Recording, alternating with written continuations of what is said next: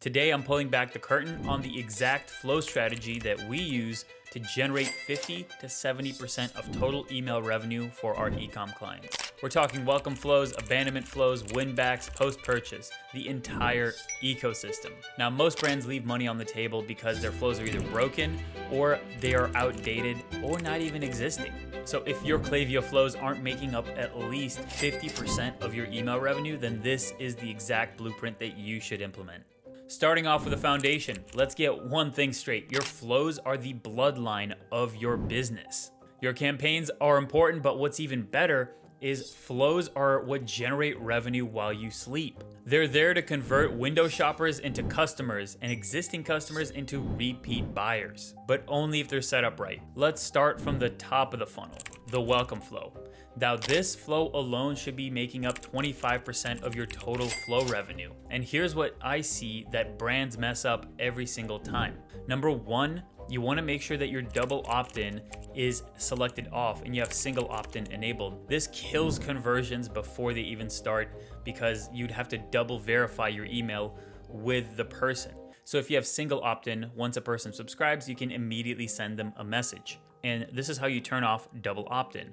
You go to lists and settings, you go to the immediate list that you have, and you go to consent and you make sure that single opt-in is selected. Moving down the funnel, we want to make sure that our pop-ups are converting at least at 5%. You want to have multiple pieces of information being collected on that pop-up one step at a time. So one mistake that we see is they collect the email, the phone, any information about the buyer all on one pop-up. We want to separate that out into multiple steps and increase our conversion, as well as A/B test different offers. If you're not getting enough throughput on the pop-up side, you're not going to be seeing that throughput on the email side. So we want to subscribe as many people as possible to the email list. Now, the welcome flow is the first impression that someone gets about your business when they subscribe to your email list. It's not a coupon delivery system. Now, it's important to have a few offers here and there, but for the most part, we want to build trust within the welcome flow. So obviously they sign up to the newsletter,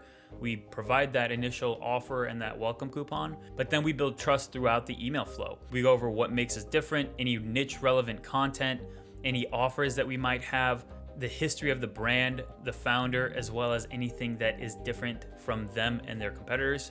It could be the way that they source products. It could be the way that they manufacture. It could be the customer service. All of these differentiators are what makes your brand unique, and you want to highlight all of these in your welcome flow. And then eventually you can do another offer or another round of offers if they've bought in, but they haven't bought yet.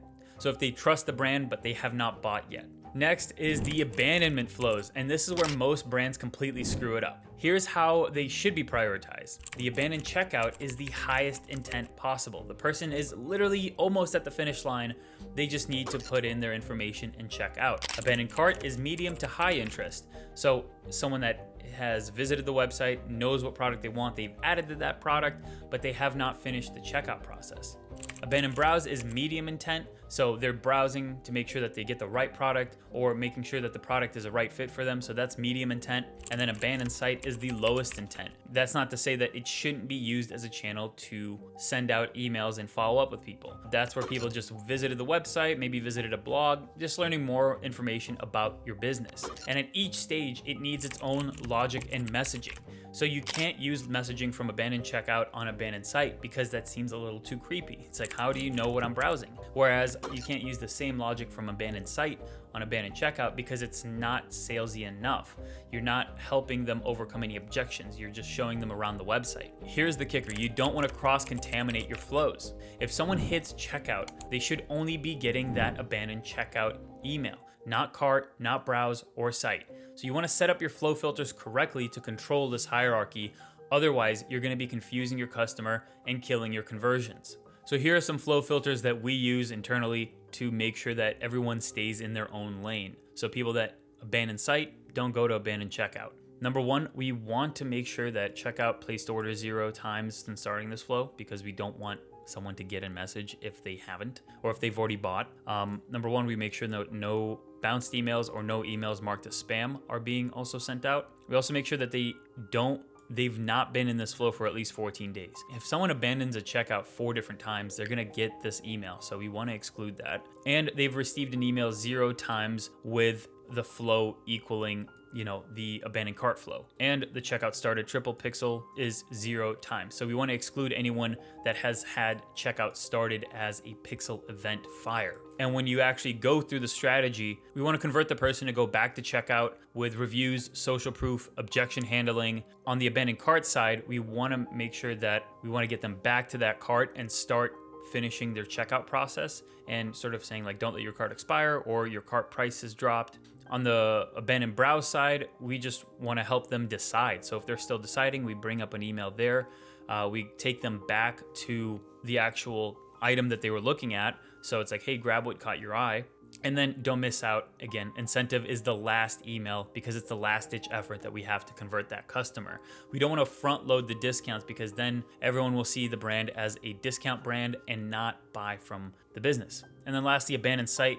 Unsure where to start, we want to just push them to blogs, any product categories, or any valuable information that would help them make a buying decision. We also educate them on anything regarding the business, any social proof, any reviews, and then again, we provide an incentive to buy at the end if they're still on that stage of not buying.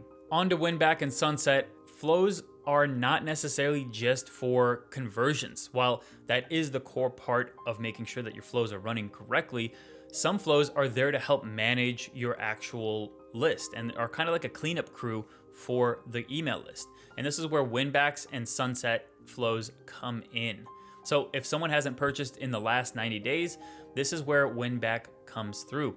We want to provide a small incentive, a product update, a reminder of what they loved during that winback. So we have an incentive email here and an incentive reminder on what they've missed. So maybe there's new company updates or new product launches or new events that are going on. And if they still haven't responded to any of those emails from 90 to 180 days, then we take them through the sunset flow. And there we kind of just hit them with like, hey, we miss you. Has anything changed? Or here's what's new in the business. As well as, look, we're going to be removing you from the list because you're not engaging. And if this is wrong, please reply. Typically, 85 to 90% of people that are already in sunset and have gotten that last email, they're not going to convert. So the 15 to 10% are still going to engage with us and they're still going to get regular emails.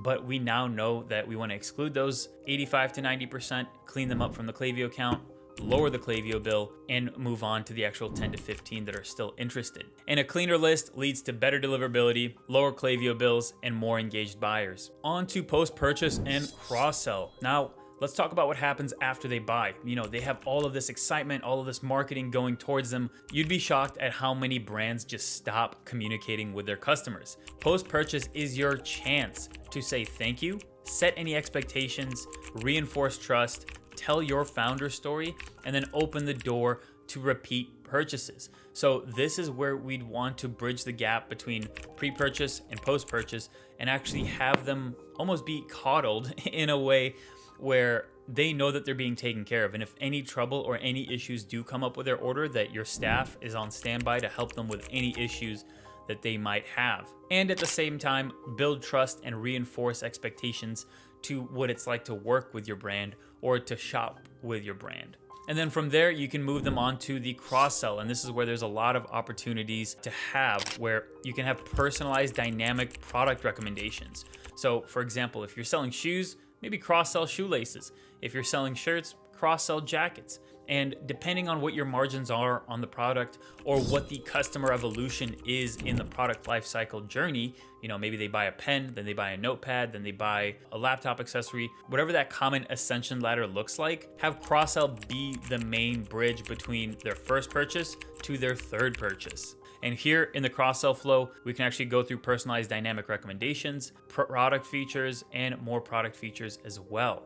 It all comes down to fixing that logic, cleaning up your list, and running it like a system. Flows aren't sexy or flashy, but they are the reason why brands hit 6 figures in email revenue without even running a sale. So if you want your Klaviyo account to actually be working for you, fix your flows. And if you want us to run an audit for your flows, click the link below. I'll be personally auditing your account and showing you exactly what the areas of opportunity are.